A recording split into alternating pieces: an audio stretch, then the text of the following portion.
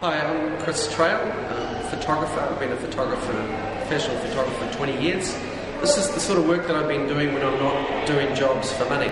So this is the work that is more creative. I've been in the photography industry for about 35 years. It's my passion, it's something I love, and this is the creative side of my job.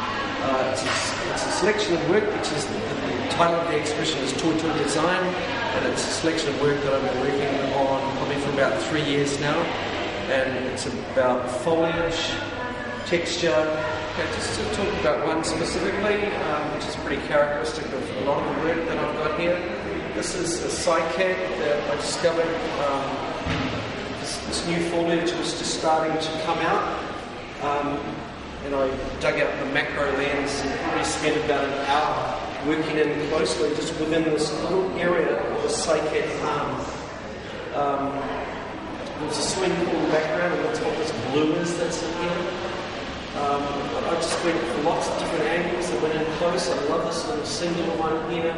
So it's a macro lens which has achieved all this. I've then taken the images back to my computer, so I can put them on Photoshop and just tweak them, made some sepia, just did a few interesting little techniques on Photoshop that just really enhanced the little collection that I was trying to put together.